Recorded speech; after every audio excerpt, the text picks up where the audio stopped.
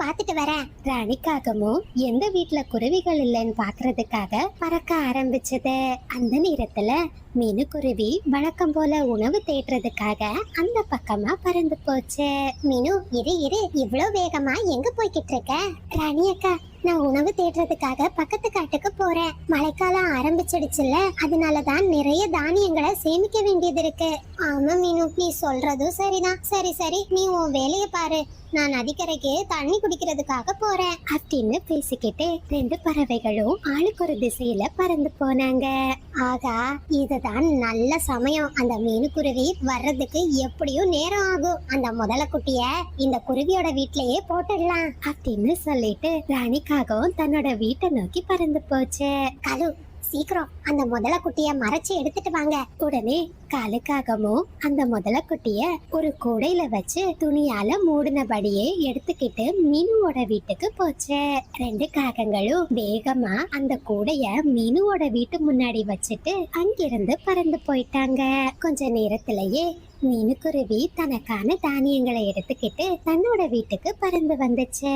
இது என்ன கூட பாக்குறதுக்கே ரொம்ப வித்தியாசமா இருக்கே, இது யாரு இங்க வச்சிருப்பா அப்படின்னு சொல்லிக்கிட்டு மீனுக்குருவி அந்த கூடை மேல இருந்த துணியை எடுத்துச்சு.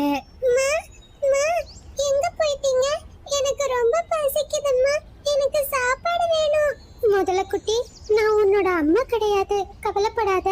நான் கூடி சீக்கிரம் உன் அம்மா கிட்ட உன்னை சேர்த்துடுறேன். இப்போ உனக்கு நான் வேகமா சாப்பாடு சமைச்சு தரேன் அப்படின்னு சொன்ன மீனுக்குருவி அந்த முதல குட்டிய தன்னோட வீட்டுக்குள்ள கூட்டிட்டு போச்சு. நான் எடுத்துட்டு வந்த தானியங்களை வச்சு வேகமா உணவும் சமைக்க ஆரம்பிச்சது. ரொம்ப பசியா இருந்த அந்த குட்டி முதல மீனுக்குருவி சமைச்ச சாப்பாட வேகமா சாப்பிட ஆரம்பிச்சது. அதே நேரத்துல காலுக்காகவும் ராணிக்காகவும் அந்த முட்டையோட எடுத்துக்கிட்டு நகை கடைக்கு போனாங்க. என்னையே ஏமாத்த பாக்குறீங்களா? இது வெறும் முட்டை ஓடு, இது ஒன்னும் தங்கம் கிடையாது. முதல்ல இதை எடுத்துக்கிட்டு இங்க இருந்து போயிடுங்க.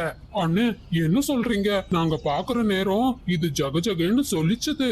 நிச்சயமா இது தங்கமா தான் இருக்கும். சொன்னா கேட்க மாட்டீங்க. இது வெறும் முட்டை ஓடு, நான் இதை எடுத்துக்க மாட்டேன். காகங்கள் ரொம்பவும் ஏமாற்றத்தோட மறுபடியும் தன்னோட வீட்டை நோக்கி பறக்க ஆரம்பிச்சாங்க.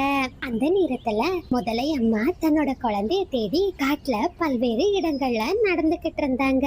காகங்களே, ஒரு நிமிஷம் இங்க வாங்க, உங்களோட உதவி எனக்கு தேவை. காகங்களே, என்னோட முட்டைய நேத்துக்கு யாரோ திருடிட்டு போயிட்டாங்க. அநேகமா என் முட்டையில இருந்து இந்த நேரம் என் குழந்தை வெளியே வந்திருக்கும். உங்களால உயரமா பறந்து இந்த காட்டுல நிறைய இடங்களை பார்க்க முடியும். நீங்க என் குழந்தைய கண்டுபிடிச்சு கொடுப்பீங்களா? தாராளமா கண்டுபிடிச்சு கொடுக்கறோம். ஆனா முதலை அம்மா, உங்க குழந்தைய உங்ககிட்ட கொண்டு வந்து கொடுத்தா நீங்க பதிலுக்கு எனக்கு என்ன தருவீங்க? எனக்கு ஒரு பானை நிறைய தங்கம் இருக்கிற இடம் தெரியும். அந்த தங்கம் மொத்தத்தையும் உங்களுக்கு தரேன். முதலை அம்மா இப்படி சொன்னதுமே காகங்களுக்கு ரொம்பவும் பேராசை வந்துச்சு.